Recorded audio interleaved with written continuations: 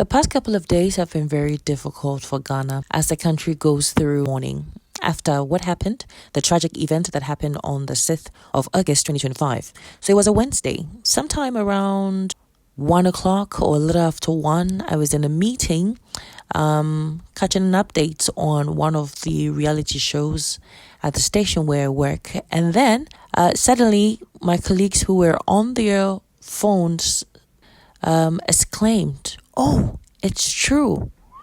Yes, it was true. It was post breaking the death of 8 people who were traveling on a Ghana Air Force Harbin Z9 helicopter.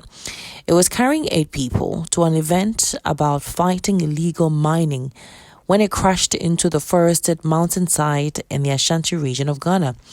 All 8 people on board died, and among the dead were Ghana's Defense Minister, Dr. Edward Omane Boama, our Environment Minister, Ibrahim Mutala Mohammed, Acting Deputy National Security Coordinator, Alhaji Lumuna Mohammed Munuri, the Vice Chairman of the ruling National Democratic Congress, NDC, Samuel Sapong, former parliamentary candidate, Samuel Abuaje, Squadron Leader Peter Bafemi Anala, Flying Officer Chum Ampedu, and Sergeant Ernest Adomensa.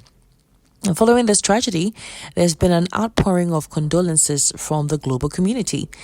This gesture serves as a powerful testament to shared humanity and diplomacy in action. So today, I want us to look at how the world responded to the national tragedy in Ghana and what it means for international relations.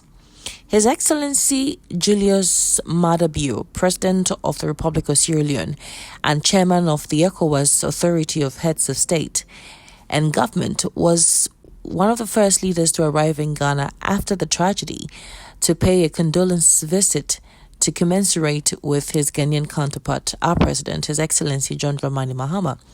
The Holy See, Pope Leo XIV, sent a heartfelt telegram expressing spiritual closeness and prayers for Ghana. India's government conveyed profound sorrow and extended its deepest condolences to Ghana's government and people during these times of mourning. Israel actively participated in the remembrance. It Shaj Dafer signed the Book of Condolence at Ghana's Foreign Ministry. Nigeria's President Tinubu personally expressed sadness, extending deepest sympathies to Ghana's President John Dramani Mahama, its government, and the people.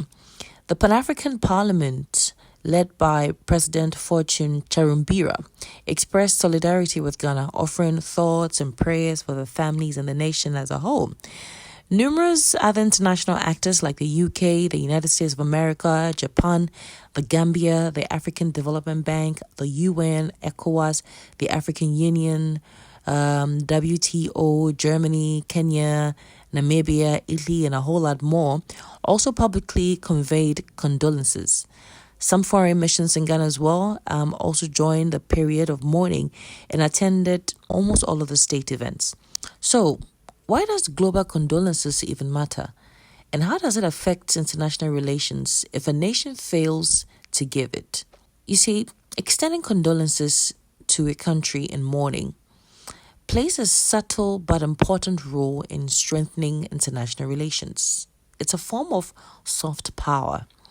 When institutions like the Pan-African Parliament or the regional neighbors express sympathy, it reinforces collective identity, mutual respect, and shared values across Africa. Acts like signing condolence books or issuing official statements may seem symbolic, but they cultivate trust, reinforce alliances, and smooth paths for future cooperations. A display of empathy, especially during grief, transcends political differences and brings a deeply personal dimension to interstate interactions. In the face of uncertainty, such as awaiting investigation findings, international solidarity reassures Ghana and suggests supports in rebuilding. Countries that respond promptly and thoughtfully can strengthen their diplomatic presence and influence in the region through display of compassion. Failing to extend condolences can weaken ties or even cause diplomatic frictions. Here's what I mean. When a country fails to extend condolences to another country that is grieving, it may be considered as disrespectful or indifference. If a country ignores another's national tragedy, it can be interpreted as a lack of empathy or respect. This may hurt bilateral trust, especially if the two countries already have a delicate relationship. Condolences are a low-cost way to earn goodwill. Not extending them means missing a chance to strengthen bonds. Over time, this can reduce a country's influence and diminish its ability to rally support in times of need. Citizens in the mourning country often pay attention to which foreign leaders acknowledge their grief. A lack of condolences can sour public opinion, even if governments remain formally diplomatic. For rival countries, failing to offer condolences can harden negative perceptions and prolong hostility. So we're grateful for the countries that have extended condolences during these difficult times. Our heartfelt sympathy to all the families of the 8 victims. May your soul rest in perfect peace, and may the good Lord receive you to eternal rest.